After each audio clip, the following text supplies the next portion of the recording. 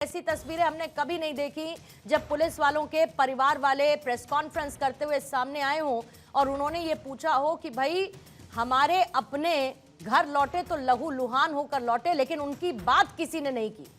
ये अपने आप में उस दर्द को बयां करती है मिश्रा साहब कि जब बात एक तरफा हो और एक तरफा नजरअंदाजी हो, ये दुख देने वाला भी है और एक सवाल भी है। क्या कहेंगे आप?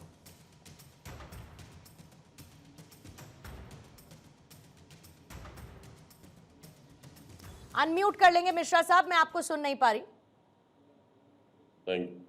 तो ये ऐसा है कि दिल्ली में जो सीन था उस दिन, जिस दिन ये पथराव हुआ है और पुलिस वालों की चोट आई और पुलिस ने फोर्स यूज किया, उसको लेकर एक बड़ा हंगामा मचा हुआ है, बहुत जबरदस्त हंगामा मचा हुआ है। उसमें कोई पुलिस वालों की बात नहीं कर रहा है, पुलिस वालों की बात नहीं हो रही है। उसमें बात सिर्फ इतनी हो रही है कि ये पैलेट गन्स क्यों छूटी, किसने अधिकार दिया, किसने आदेश दिया, किसने ये दिया, किसने वो दिया। देखिए, ऐसा है कि लॉ एंड ऑर्डर सिचुएशन जब क्रिएट होती है, पैदा होती है, तो वहां पर पुलिस जो है जान माल की सुरक्षा यानी सिक्योरिटी ऑफ लाइफ्स, आप किसी दूसरे के जीवन की रक्षा और संपत्ति की रक्षा।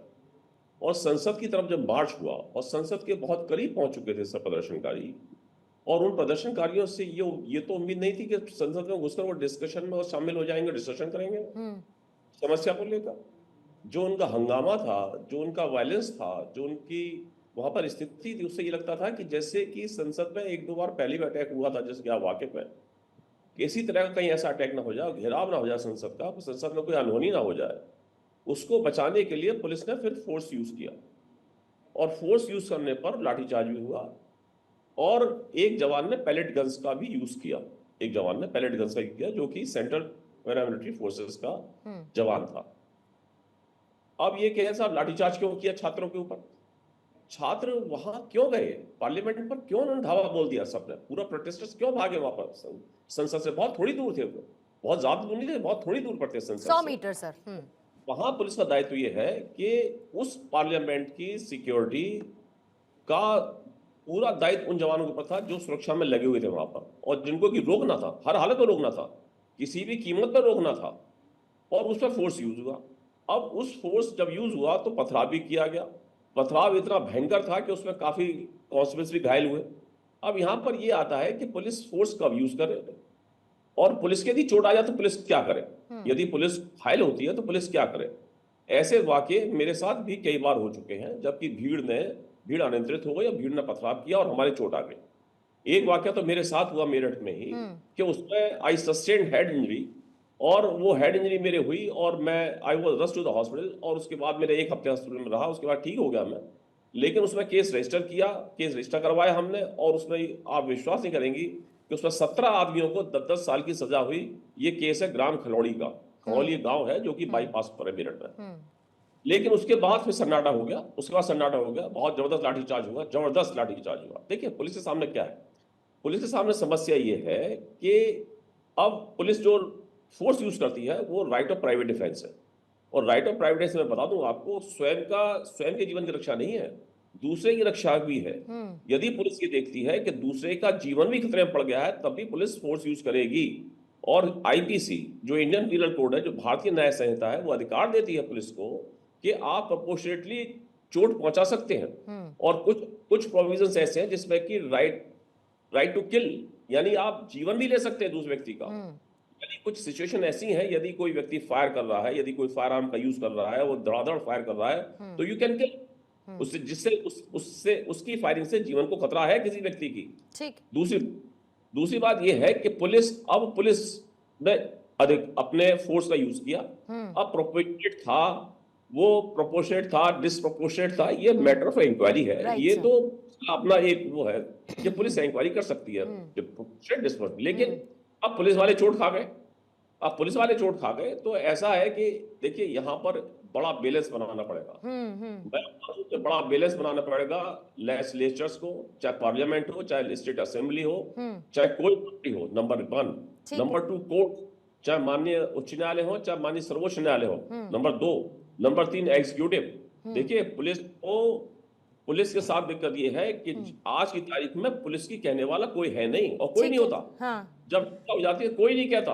और सारी पॉलिटिकल पार्टीज, ये नहीं कि एक ही पॉलिटिकल पार्टी, मैं बता दूं आपको, ये मेरा विगत 35 वर्षों का अनुभव है, मैं 37 वर्ष पुलिस में रहा हूं, कि कोई भी पॉलिटिकल पार्टी यदि उसके शासनकाल में ऐसी हिस्सा होती है तो दूसरी पॉलिटिकल पार्टी का पॉलिटिकल माइलेज देती हैं। और जब पॉलिटिकल माइलेज देती है तो वो इस तरह की सब नैरेटिव बढ़ा देती हैं। जो नैरेटिव जा रहा है वो बड़ा दुर्भाग्यपूर्ण है। यहाँ पर एक बैलेंस मेंटेन करना पड़ेगा, अदरवाइज पुलिस, मैं बता दूं आपको, यदि पुलिस में रिसेंटमेंट हुआ तो आप 1973 का पीएससी का रिवोल्ट देख चुके हैं, पूरे उत्तर प्रदेश ने देखा है उस रिवोल्ट को, पीएससी रिवोल्ट को, और उसमें क्या हुआ क्या नहीं हुआ सब जानते हैं। ठीक है सर। गवर्नमेंट गिर गई। तो देखिए ऐसे यहाँ पर बड़ा बैलेंस बना के चलना पड़ेगा। और अनाप शनाप जो नैरेटिव चल रहा है ना, आप शनाप, ये सब बड़ा, और तारीख, मतलब ये हमें देखना पड़ेगा। जो जिम्मेवार लोग हैं, जिम्मेवार किस्म के लोग हैं, उनको सावधानी से, बड़ी जिम्मेवारी से बयान देना पड़ेगा। ठीक है सर, ठीक है, कि वो अनुलाप। ठीक है मिश्र साहब। अब अनुज आत्रे साहब बताइए, प्रदर्शनकारियों पर कार्रवाई हुई तो आप लोग सड़क से लेकर संसद तक आप सरकार पर हमलावर नजर आए। आज मिश्रा साहब को आपने सुना, एंड आई एम श्योर आपने प्रेस कॉन्फ्रेंस भी सुनी होगी, तो कुछ तो संवेदनाएं पैदा हुई होंगी। शायद अपने आप से सवाल भी पूछा होगा कि हम काश ये सेलेक्टिव आउटरीच ना दिखाते। हम बात उन पुलिसकर्मियों की भी करते, जब वो घर पहुंचे तो उनकी पूरी वर्दी खून से लथपथ थी, 2 साल की बच्ची सहम गई एक की। आज ये प्रेस कॉन्फ्रेंस देख करके ये एहसास करने का सवाल नहीं है, हमें तो हमेशा से एहसास है। अच्छा। क्योंकि जो पुलिस के जवान हैं, जो पैरामिलिट्री फोर्सेस के जो जवान हैं, वो भी हमारे ही लोग हैं, हमारे ही किसी न किसी भाई के, साथी के परिवार से निकले हुए लोग हैं। वो कहीं आसमान से या कहीं पाकिस्तान से आए हुए लोग नहीं है। तो अगर उनको भी कोई चोट लगती है तो उतना ही दर्द हमें होता है जितना हमारे स्टूडेंट्स को लगी, या हमारे किसी किसान भाई को लगी किसी प्रोटेस्ट में, या किसी को भी आंदोलनकारी को लगती है। सवाल ये होता है कि ये स्थितियां पैदा किसने की। ये इस तरह के जो है शांतिपूर्वक आंदोलन को हिंसक आंदोलन बनाने में, या ये आंदोलन करने में, इसके पीछे जिम्मेदार कौन था?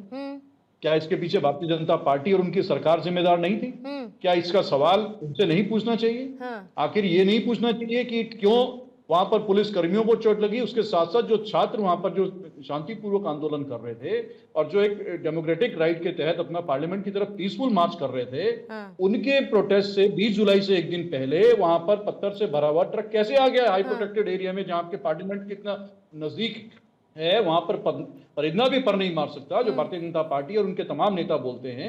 वहां पर पत्थरों से भरा हुआ ट्रक एनडीएमसी एरिया में जंतर मंतर के पास कैसे पहुंचा? और उन्हीं पत्थरों से जो है वहां पर जो है पुलिस वालों के ऊपर। साहब, अगर इस बात का एहसास था आपको, ठीक है, ये सब बातें सुन चुकी हूं मैं, बीजेपी जिम्मेदार है हर चीज के लिए, सरकार जिम्मेदार है, इसको एक तरफ रख देते हैं। एक ट्वीट मुझे दिखाइए या एक बयान मुझे राहुल गांधी का आप दिखाइए, प्रियंका गांधी का दिखाइए, मल्लिकार्जुन खड़गे का दिखाइए, जिसमें उन्होंने इस बात की संवेदना जाहिर की हो कि जो पुलिस कर्मियों के साथ हुआ, जो वहां पर सिक्योरिटी फोर्सेस थी उनके साथ हुआ, वो गलत था। देखिए, क्या सरकार राहुल गांधी, प्रियंका गांधी या खड़गे जी या तमाम कांग्रेस के नेता आपने प्रदर्शनकारियों की आवाज बनने का चुनाव किया ना साहब? मैं आपसे सवाल, आपने प्रदर्शनकारियों का साथ देने का चुनाव किया ना, तो आप सेलेक्टिव क्यों रहे? मैं ये कह रही हूँ तो जवाब लेने की थोड़ा सा है। अच्छा, हाँ या ना में बताइए, हाँ या ना में पहले बताइए, हाँ या ना में पहले बताइए कि क्या कोई भी एक ऐसा ट्वीट या कोई एक ऐसा बयान दिया गया जो मेरे तक ना पहुंचा हो? आप बता दीजिए मुझे। 20 जुलाई को ये प्रोटेस्ट हुआ, आज 31 जुलाई हो गई है। मैं आपसे सवाल पूछता हूं, आप ये बता दीजिए इन 11 दिनों में, 12 दिनों में आप जवाब देंगे, आप जवाब देंगे, और आप जवाब इस बात का देंगे कि क्या कोई एक बयान, कोई एक ट्वीट आया जिसमें आप लोग साथ खड़े नजर आए, पुलिसकर्मियों के या उनके परिवार वालों के या सिक्योरिटी फोर्सेस के? पूर्णिमा जी, आपका दायित्व है सवाल करना। बिल्कुल सर, सवाल का उत्तर और आपसे जवाब लेना भी मेरा दायित्व है, आपसे जवाब लेना भी मेरा दायित्व है कि इधर उधर घूमने की बजाय जो सवाल मैंने पूछा है उस सवाल का मुझे जवाब दीजिएगा। आप मेरे मुंह में अपने शब्द नहीं डालेंगे। नहीं, बिल्कुल नहीं डाल सकती, मैं तो फैक्ट की बात पूछ रही हूँ।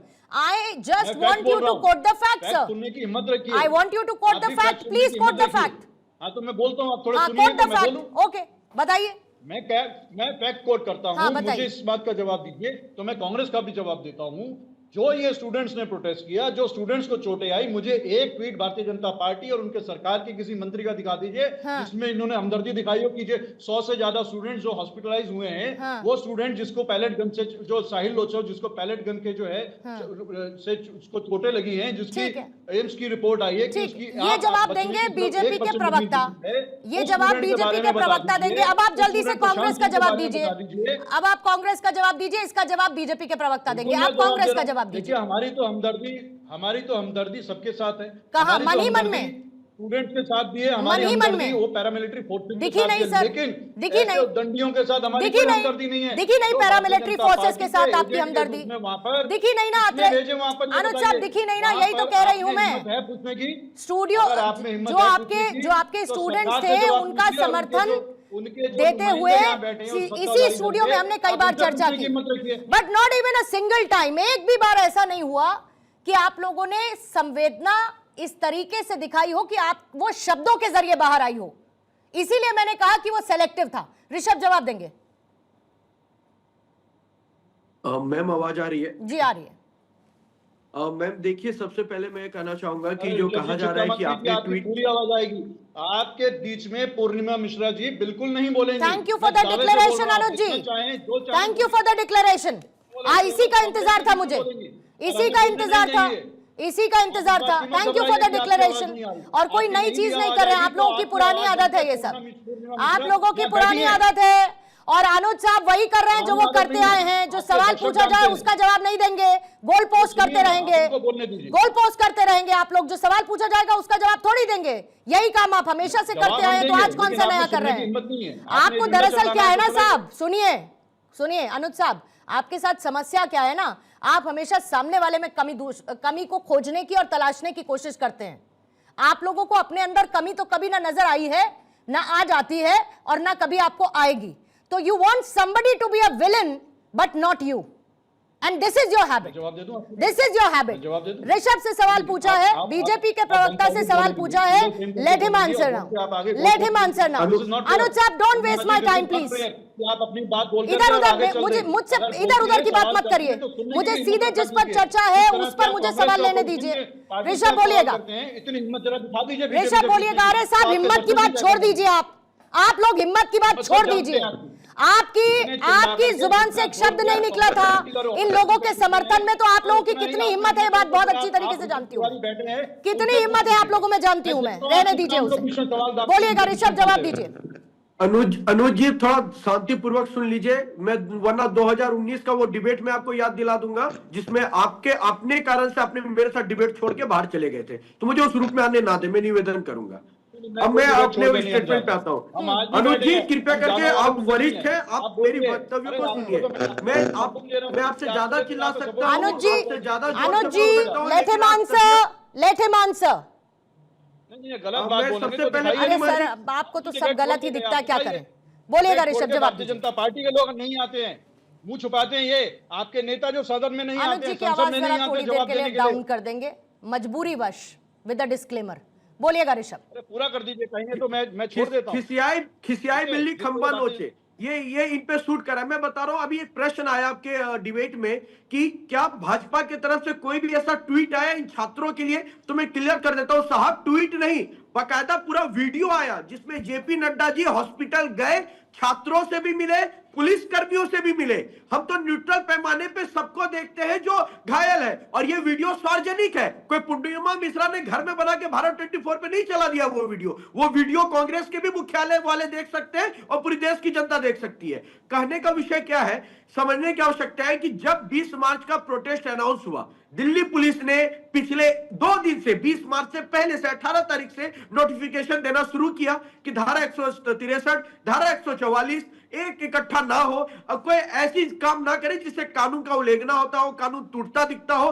कई पोस्टर्स लगे, ट्विटर पे गया, सोशल मीडिया पे गया, मीडिया ने दिखाया। उसके बावजूद अगर हम अपने आप को छात्र कहेंगे और छात्र के रूप में आके कानून तोड़ेंगे, पत्थर चलाएंगे और संसद की ओर बढ़ेंगे संसद जलाने के लिए, तो कानून मुक्त दर्शक नहीं रहेगा। हमें राहुल गांधी की भी चिंता है, क्योंकि उस सदन में राहुल गांधी भी थे, उस सदन में समाजवादी के अखिलेश यादव भी थे, उस सदन में वो टैक्स पेयर के पैसे भी थे, जहां पे सदन से टैक्स पेयर के लिए उन्नति का काम होता है। तो आप कहना क्या चाहते हो? सदन को जलने दे देते? अगर जलने दे दिया जाता तो यही विपक्ष खड़ा होकर कहता, कहां थी आपकी पुलिस, कहां थे सीआरपीएफ, कहां थे रैप, एक्शन क्यों नहीं लिया, लाठीचार्ज क्यों नहीं किया, क्यों नहीं रोका, और रोक लिया तो क्यों रोका, क्यों लाठीचार्ज किया? तो भैया चिट भी मेरा पट भी मेरा, ये नहीं चलेगा। दोहरा चरित्र लेके घूमने वालों, आपको मैं स्पष्ट करता हूं, विनम्रता के साथ कहता हूं, कई आंदोलन में लाठी खा के खड़ा हुआ भाजपा ऋषभ तिवारी भी है। हमने बहुत लाठी खाई है साहब, लेकिन हमने कभी भी आंदोलन के नाम पे कभी भी मर्यादा नहीं लांघी है। हम जेल गए, मेरे पिताजी 1 साल जेल में रहे, क्या कसूर था? केवल ये पूछना कि इंदिरा जी आप आपातकाल क्यों लगाए? 1 साल तक जेल में रख दिया गया मेरे परिवार के लोग को, नसबंदी कराई देश के युवाओं की, क्या कसूर था उनका? 1-1 साल तक छात्रों को मार के रखा गया जेल में। इतिहास याद है अपना? आज छात्रों की दुहाई दे रहे। समाजवादी पार्टी भी उसी आंदोलन से निकली है, छात्रों के आपके लाठी डंडे खा के निकली है समाजवादी, लेकिन आज उनके गोद में जाके चाटुकारिता कर रही है। शर्म आती है कि कम से कम छात्रों के साथ खड़े रहिए, दंगइयों के लिए हमदर्दी मत रखिए। मैं इतना ही निवेदन करूंगा, अगर बात करनी है तो एजुकेशन मॉडल रिफॉर्म की बात कीजिए। आप खड़े होकर बिना प्रूफ के पूछेंगे कि शूट आउट का नोटिस दिया अमित शाह जी ने, तो ये पॉइंट ऑफ इंक्वायरी हो सकता है, पर आप किसी एक सिंगल पर्सन पे विदाउट प्रूफ नहीं कर सकते। बिजनेस आवर में जब कोई पॉइंट आउट करते हैं तो पहले प्री नोटिफिकेशन देना करता है, सेक्शन 17 का ये रूल है। सर पढ़ के आइए सर, निवेदन होगा आपसे। इस तरह की बातें करके कांग्रेस हास्य पे, आप कम से कम हास्य पे मत लाइए, कितना निवेदन होगा। और बार बार मीडिया को कटघरे में मत लाइए, मीडिया सबसे सवाल पूछता है, कई डिबेट में मेरे से भी तीखे सवाल हुए। ठीक है पूजा जी, अगर पुलिस पर हमला होता है, और इसमें से मैं अगर हटा देती हूं क्योंकि तस्वीरें आपने भी देखी, मैंने भी देखी, आज की प्रेस कॉन्फ्रेंस हम सब ने देखी, तो क्या सिर्फ उसे भीड़ का गुस्सा कहकर टाल दिया जा सकता है? छोड़ दें, अरे भीड़ का गुस्सा था, अरे ऐसा हुआ इसीलिए ऐसा हो गया, तो कोई बात नहीं, वर्दी लहूलुहान हो रही है तो क्या दिक्कत है फिर, है ना? पूर्णिमा जी आपको नमस्कार, नमस्कार। साथी प्रवक्ताओं को भी नमस्कार। और दिल्ली पुलिस ने एक अपना स्टेटमेंट जारी किया हुआ है, अकॉर्डिंग टू दिल्ली पुलिस, कि वहां पर जो क्रिमिनल एलिमेंट थे वो 2800 थे, और बकायदा लिस्ट है कि 101 जो है अपराधी जिनके ऊपर मर्डर चार्जेस हैं, 61 ऐसे जिनके ऊपर में रेप चार्जेस हैं, 6 ऐसे जिनके ऊपर में पोस्को एक्ट लगे हुए हैं।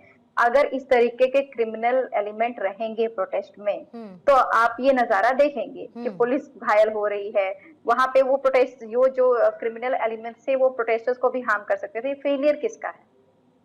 हम लोकतांत्रिक देश में हैं, जंतर मंतर धरना स्थल है पूर्णिमा जी, वहां पर धरना चलता रहेगा। आपने देखा पहलवानों का धरना हुआ, छात्रों का धरना हुआ, धरना होता रहेगा। क्रिमिनल एलिमेंट जो पुलिस खुद बता रही दिल्ली पुलिस की इतने वहां पहुंचे थे, फेलियर किसका है? ये फेलियर तो जो है हमारे इंटेलिजेंस का ही है ना, पुलिस प्रशासन का ही तो फेलियर है। अगर ये फेलियर नहीं होता तो क्या पता ये चीजें नहीं देख रहे। तो भाजपा के प्रवक्ता बहुत चीख रहे थे कि छात्रों के लिए, अगर आप छात्रों के विजिलेंट होते तो छात्रों का जब प्रोटेस्ट चालू हुआ था 6 जून को, आप तभी उनसे वार्ता बैठा लेते। जब उनका हंगर स्ट्राइक चालू हो तभी आप उनसे वार्ता बैठा लेते। जब अभी ने कहा कि जब 20 तारीख को उन्होंने अनाउंस किया कि वो मार्च करेंगे पार्लियामेंट तक के लिए, तब हमने जो है लगा दिया धारा 163 लगा दिया, बीएनएस की धारा। तो तब तो ये फिर देश में होता रहेगा। कोई प्रोटेस्ट करने के लिए बैठेगा, वो कहेगा कि अब हम मार्च निकालेंगे, तो आप कहेंगे कि नहीं अब जो है धारा 163 लगा दिया। कोई एप्लीकेशन देगा आपको कि जो है हम प्रोटेस्ट करना चाहते, कहेंगे नहीं हमने धारा 163 लगा दिया, आप कल प्रोटेस्ट नहीं कर सकते हैं। ऐसे नहीं चलता ना देश। हम लोकतांत्रिक देश में रहते हैं, यहाँ पे सबको अधिकार है प्रोटेस्ट करने का, वो करेंगे। नहीं, बहुत अच्छी बात पूजा जी, बहुत अच्छी बात आपने मतलब ये सरकार की बहुत अच्छी बात आपने कही, जो छात्र भुगते हैं, जो बहुत अच्छी बात आपने कही, और यहाँ पे बैठ करके ये सीना जोड़े पे यही कर रहे हैं। ये बात आपने बहुत अच्छी कही कि इसमें फ्रिंजेंट एलिमेंट्स थे, ऐसे क्रिमिनल केसेस वाले लोग थे, ये बात आपने बहुत अच्छी कही। बस मुझे अब इतना बता दीजिए कि अगर सरकार अब इन क्रिमिनल बैकग्राउंड वाले लोगों पर कार्रवाई करती है तो विपक्ष ये तो आकर नहीं कहेगा ना कि अरे ये तो आंदोलन में शामिल लोग थे, देखिए सरकार अपनी बात से पलट गई, इनके ऊपर कार्रवाई नहीं होनी चाहिए, ये तो नहीं कहेंगे आप लोग? नहीं, हम तो कह रहे हैं जो आप लिस्ट दे रहे हैं 28 लोग है ना, 2800 लोगों है ना, इन पर कार्रवाई हो सकती है, जवाब लेंगे ज्यादा, इन पर हो सकती है, ज्यादा बेहतर लगेगा, इन पर कार्रवाई हो सकती है। जवाब तो लीजिए, हाँ बताइए ना, वही जवाब लेंगे। हाँ बिल्कुल, आप जवाब लीजिए। हाँ, जब जो है पुलिस प्रशासन बता रही है कि 2800 लोग हैं, इनके ऊपर एक क्रिमिनल चार्जेस है और दो क्रिमिनल चार्जेस आर अप्रूव्ड, तो ये पहले बात तो फ्री इन्हें घूमने चाहिए, तो कार्रवाई का क्या हम आप करेंगे आपत्ति? भाई ये फ्री कैसे पहुंचे? वो तो बच्चों पे थ्रेट थे ना वहां पूर्णिमा जी पे। 5 सेकंड। आपने वहां पे जाने कैसे दिया इन लोगों को? इन लोगों को पहले ही जेल में चले हो जाना चाहिए था। अभी आप पर कार्रवाई होगी, वो तो हो ही जाना चाहिए था। अच्छा। उसके लिए कौन कह रहा है? हाँ, ओके। उसकी आड़ में जो है, जो छात्रों को पीटा जाए, हाँ। अब जो है बिना पुलिस यूनिफॉर्म के पीटा गया, जाके छात्रों को ना परेशान किया जाए। ये जो 2800 हाँ। आपको लगता है जिनके ऊपर ठीक है क्रिमिनल चार्जेस ऋषभ, जल्दी से 30 सेकंड्स में इसका जवाब देंगे, फिर कौशिक साहब माफी चाहूंगी, थोड़ा डिले के लिए आती इससे हूँ आपके किसी को पास। आपत्ति पूजा नहीं जी, है, 30 पर पूजा उसके जी, आड़ में किसी को परेशान पूजा ना जी किया जाए। पूजा जी जवाब लीजिएगा। आपने जो प्रश्न उठाया ना कि क्यों घूम रहे थे, पता है आपको? बेल पे बाहर होना with the order of honourable court. आपके राहुल गांधी जी भी बेल पे जान बाहर जाके है, कहीं तो और उनको उठा बांटिएगा। के जेल में डाल ये दे। जान जाकर कहीं संसद और जाने दे या ना दे? बांटिएगा। जाइए कहीं और संसद जाने दे या ना दे? बीच में नहीं बोला था। अगर कानून के नियम के तहत कोई बेल पे बाहर है, कानून के नियम के तहत कोई पेरोल पे बाहर है, कानून के नियम के तहत कोई छुट्टी पे आया हुआ है, तो मैडम वो कानून के तहत बाहर था, और उसके बाद उसकी मंशा के संसद जलाने की होगी तो पकड़कर ठोकेंगे ही, रोकेंगे नहीं। ये नीति स्पष्ट है। छात्रों के साथ बार बार कहता हूं, कोई जाति नहीं होगी, लेकिन दंगइयों को सपोर्ट करना बंद कीजिए। इतना स्तर राजनीति का मत गिराइए कि गाली गलौज को सपोर्ट करेंगे, सुनील कौशिक दंगइयों साहब, को सपोर्ट करेंगे केवल इसलिए ये क्योंकि 12 सेलेक्टिव साल से सत्ता आउटरीच नहीं मिली है। कितना चिंता की बात है।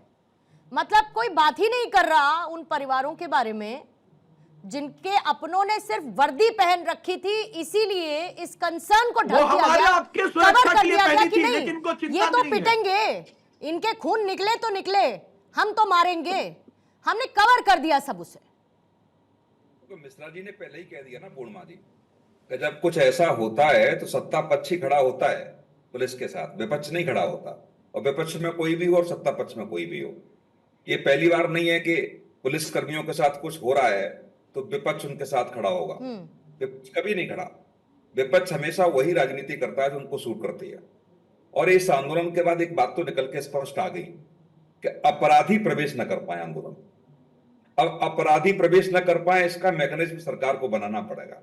जैसे बड़ा कोई वीआईपी आता है तो उसको निकाला जाता है एक सिस्टम के तहत जांच करके, तो अब ऐसा सिस्टम होगा दिल्ली में कि आंदोलन हो तो उनके चेहरे रिकॉग्नाइज किए जाए, तब अंदर जाने देंगे। यदि पुलिस ने कह दिया आप अपराधी हैं, वापस चले जाएंगे, तब विपक्ष स्वागत करेगा उसका। ये कह रहे घुस कैसे गए अंदर? मैं इसी पर बटन इन कर रही हूँ कौशिक साहब। मैं बहुत छोटा सा माइनर सा एग्जाम्पल दे रही हूँ सर, कि जब किसी की कोई जनसभा होती है किसी नेता की, तो वहां जितने लोग पहुंचते हैं उनका फेशियल रिकग्निशन होता है क्या? इतने हाईली एडवांस हम हो गए हैं कि भाई फेशियल रिकग्निशन, अच्छा जिसका क्रिमिनल बैकग्राउंड है वो घुसेगा ही नहीं जनसभा के अंदर, तब तो भीड़ भरती जाती है, बसेस भेज दी जाती है, आओ 500 भर भर के लेकर आओ इनको। पूर्णिमा जी, विपक्ष का तो यही कहना है ना, विपक्ष तो यही कह रहा है ना कि वो अंदर कैसे चले गए, आंदोलन में सम्मिलित वो कैसे हो गए, यदि वो अपराधी थे और अब दोबारा आंदोलन हुआ और ऐसा मैकेनिज्म दिल्ली पुलिस ने तैयार किया कि आंदोलन से पहले हम ये जांच करेंगे कि वो अपराधी है कि नहीं है, तब विपक्ष क्या कहेगा? तब विपक्ष ये कहेगा कि नहीं साहब, अब इसका सिस्टम क्या होगा कि नहीं तो हमारे लोगों को भी अपराधी बना करके वापस कर रही है पुलिस। ये कौन सा तर्क हो सकता है? ये जो अपराधी है वो अपराधी है, यदि वहां सिस्टम कानून व्यवस्था को ध्वस्त किया है तो किया है, चाहे वो किसी पार्टी। अब एक और चीज निकल के आती है, बार बार आ रहा है कि साहब जो जिन लोगों ने पुलिस पे लाठीचार्ज किया है, पत्थरबाजी की, वो बीजेपी के आरएसएस के कार्यकर्ता हैं। ये तमाम लोग कह रहे हैं। तो फिर जेल में रहने दो, कानूनी कार्रवाई उनके ऊपर होने दो, फिर क्या बात का दर्द है? यदि वो आरएसएस और बीजेपी के कार्यकर्ता ही हैं और उन्होंने पुलिस के ऊपर पत्थरबाजी की है और वो अपराधी प्रवृत्ति के व्यक्ति हैं, तो कानून को दंड देने दो। विपक्ष को तो फिर स्वागत करना चाहिए कि ऐसे लोगों के खिलाफ जो बीजेपी आरएसएस के कार्यकर्ता, उनके खिलाफ पुलिस कार्रवाई कर रही है, स्वागत योग्य है। फिर आप उनके साथ खड़े हो जाते। मतलब जब अपराधी होंगे तो सब हमारे लोग हैं, कार्रवाई हो रही है तो, और पत्थरबाजी करेंगे तो बीजेपी और आरएसएस के कार्यकर्ता हैं। ये नहीं चलेगा। हाँ। कम से कम एक लाइन पे तो खड़ा होना पड़ेगा ना, एक लाइन पे तो चलना पड़ेगा। हाँ। जी बिल्कुल ठीक है। मैं बस इतना पूछना चाहती हूँ कि ये सेलेक्टिव आउटरीच से तो आप उठ नहीं सकते, क्योंकि मैंने कहा कि हर एक मुद्दे पर राजनीति अपना स्थान बना लेती है, उससे हट जाते हैं हम। लेकिन क्या ये जरूरी नहीं कि जिन लोगों ने पुलिसकर्मियों पर, जो भी अराजक तत्व थे पुलिसकर्मियों पर हमला किया, उनकी पहचान होनी चाहिए और उन पर कड़ी सजा उनको मिलनी चाहिए? जो कहा गया दोषियों को बख्शा नहीं जाएगा, तो इसमें फिर कोई फिल्टर नहीं हो सा। देखिए पूर्णिमा जी, ऐसा है, हेलो सर सुन पा रही हूं मैं आपको।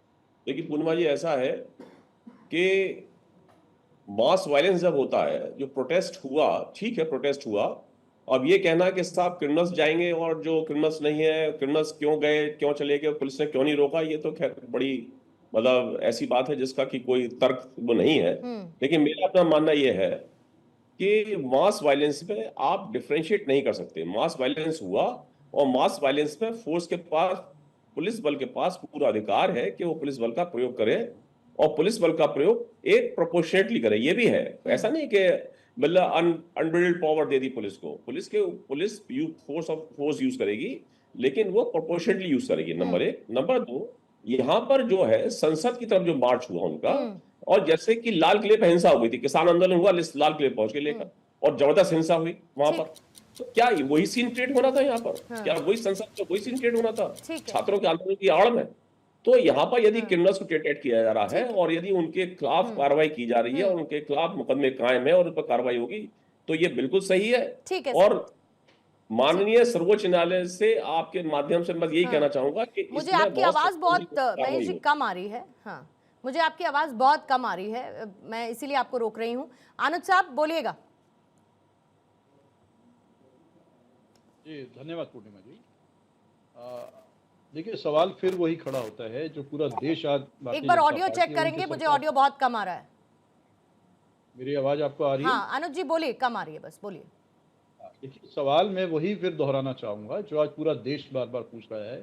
इस देश के लोकतंत्र के मंदिर में जहां इस बिल के ऊपर, इस छात्र आंदोलन के ऊपर सबसे ज्यादा चर्चा चल रही है, सरकार ने कांग्रेस की मांग पर इस पर चर्चा करना स्वीकार किया, लेकिन जब कांग्रेस की तरफ से जो सवाल किए जा रहे हैं, जो संबंधित विभाग के जो मंत्री हैं, और ये जो आज आपका भी विषय है, ये भी किसके अधीन आता है? ये भी कहीं ना कहीं लॉ एंड ऑर्डर के अंदर ही आता है। सारा पूरी दिल्ली में जो अराजकता की स्थिति हुई है, चाहे छात्रों के ऊपर बर्बरता की गई, चाहे हमारे जो पैरामिलिट्री फोर्सेज हैं या पुलिस के हमारे कर्मी हैं, उनको चोटें लगी, सरासर हर चीज निंदनीय है। हमारी संवेदनाएं उन सबके साथ है, लेकिन इसके जिम्मेदार कौन है? उसकी जिम्मेदारी जिनके ऊपर जिम्मेदारी थी लॉ एंड ऑर्डर मेंटेन करने की, वो कौन है? क्या इस देश के गृह मंत्री को सामने आकर के इस बात का जवाब कर रहे थे? लॉ एंड ऑर्डर ही तो मेंटेन कर रहे थे। संसद की तरफ 100 मीटर की दूरी की क्यों नहीं हुआ? आपको मजाक लगती है? इतने जनता मंचा पर प्रोटेस्ट हुए, मजाक लगती है आपको संसद से 100 मीटर की दूरी के बाहर की तस्वीरें? अगर लॉ एंड ऑर्डर मेंटेन नहीं कर रहे होते तो बस आप इमेजिन करिएगा कि फिर संसद में क्या होता अगर लॉ एंड ऑर्डर मेंटेन नहीं कर रहे होते। पूजा जी आपका क्लोजिंग कमेंट। पूर्णिमा जी, मैं बार बार सुन रही हूँ कि महेश जी कह रहे हैं कि पुलिस या कार्रवाई होनी चाहिए थी, बट एक प्रोपोर्शनेट पे होनी चाहिए थी। परेशानी तो यही है कि एक प्रोपोर्शनेट पे नहीं हुआ। पैलेट गन्स फायर किया गया, विदाउट यूनिफॉर्म के पुलिस रहे, AK-47 चलते हुए देखे गए, महिलाओं के जो है गुप्तांग में जो है लाठियों से मारा गया। वार्निंग शॉट्स थे मैम, वार्निंग शॉट था और उसके बाद निलंबन की कार्रवाई हुई। हाँ, अब कंटिन्यू करिएगा। उससे कोई फर्क नहीं पड़ता। नहीं, कोई फर्क नहीं पड़ता, लेकिन मैं बता रही हूँ, I am just keeping the facts straight कि वार्निंग शॉट था और उसके बाद निलंबन की भी कार्रवाई। तो ये जब एक्सट्रीम गई पुलिस वहां पर, तो उस पर डिस्कशन तो होना पड़ेगा। आप कह रहे पुलिस के ऊपर में भी जो पथराव किए गए, तो जो आप 2800 लोगों का लगा रखे डाटा उठाकर इनको जेल में डालिए, पर उसके आड़ में किसी भी इनोसेंट छात्र को परेशान ना किया जाए, उनको आराम से रहने दीजिए। आपको जिसको इंटीग्रेट करना है करिए जो उसके काबिल है, पर उसके अलावा परेशान ना किया जाए। पुलिस की जो कार्रवाई हुई है, किसने आदेश दिया, क्यों वो इतने एक्सट्रीम चले गए, क्यों प्रोपोर्शनेट नहीं रहे, ये भी एक डिस्कशन का पार्ट है और इस पे डिस्कशन होना चाहिए। जनता जानना चाहती है पूरी देश। ठीक, ऋषभ जवाब।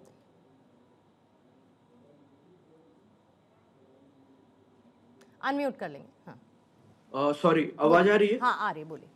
पूर्णिमा जी, जनरली जब हम कभी इंडिया गेट जाते हैं या आप भी कभी घूमने जाते होंगे, तो हम अगर संसद के बाहर सेल्फी लेने का भी प्रयास करते हैं तो पुलिस हमें आके रोकती है कि भाई साहब आप यहाँ पे नहीं ले सकते, आप दूर जाइए। तो ये एक 24 घंटे जब सत्र चलता है तो वहां पे अलग प्रावधान लगा रहता है, जिसके लिए हमें इस चीज को स्वीकारना पड़ेगा कि कानून तोड़ने का अधिकार किसी को नहीं है। पॉइंट 1। दूसरा, आंदोलन के नाम पे अराजकता फैला के सत्ता पाने की मंशा लेकर जो ये चले थे ना, उस पे पानी फेर दिया गया है प्रशासन के द्वारा। मैं उनको सत नमन करता हूं, प्रणाम करता हूं कि हमारे संसद को बचाया। आप धन्यवाद के पात्र हैं। और साथ के साथ उन लोगों के मनसे पे पानी फेरा जो ये चाहते थे ये बांग्लादेश और नेपाल बन जाए। छात्रों के साथ अन्याय नहीं हो, यह सदैव हम कहते आए हैं। JP नड्डा जी ने भी कहा, आदरणीय प्रधानमंत्री मोदी जी ने वीडियो के माध्यम से भी कहा, नीतियों के माध्यम से कह रहे, कार्यशैली के माध्यम से पहुंचा भी रहे। लेकिन लेकिन एक और निवेदन होगा आपसे, 10 सेकंड मेरा रह रहा है। झारखंड में हजारों छात्र मैडम आज रोड पे रांची में, क्यों? क्योंकि जेपीएससी प्रशासनिक जो परीक्षा है उसमें घोटाले लीक हो रहे, कोई सीजीपी कोई विपक्ष नहीं जा रहा, ठीक है। तब निकल कर आता है केवल आप मोदी फ्रस्ट्रेशन में आंदोलन में आए थे और मोदी फोबिया के तहत आए ओके, थे। कौशिक साहब।